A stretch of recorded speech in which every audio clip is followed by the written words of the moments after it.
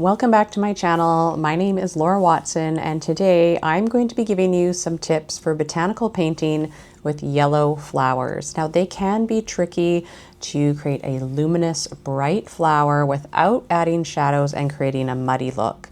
But I have a few tips and tricks that are going to set you on track for success, so keep on watching. Buttercups are a commonly known wildflower across the road. There are meadow buttercups and creeping buttercups and all sorts of different species in the genus. Today we will be painting Ranunculus repens, which is the creeping buttercup. Now, this species is not native. The meadow buttercup is a native species here on Vancouver Island. However, it is so commonly found, and I think it is still so beautiful that I wanted to feature it in today's class.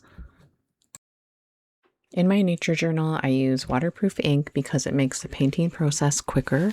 Once you've inked your drawing and removed the pencil with a kneaded eraser, you can start mixing up colors. My first tip is to mix up a warm and a cool yellow.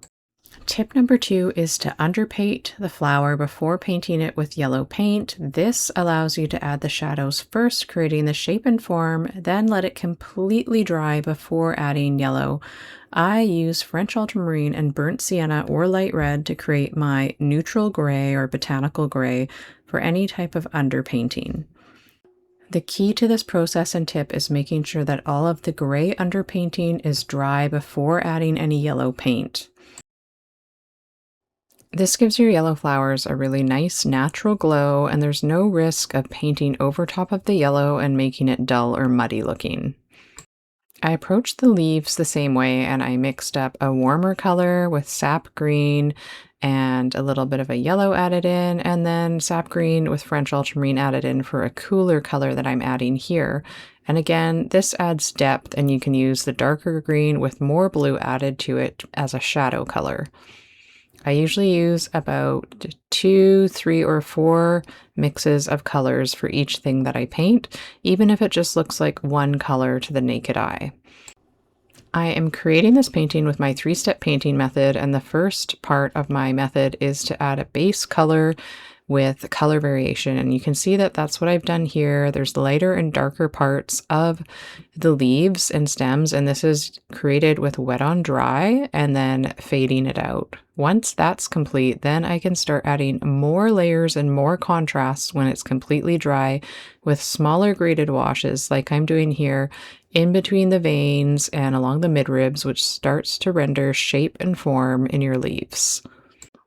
The more time you take with this step and the more color variation you use will create a more realistic painting.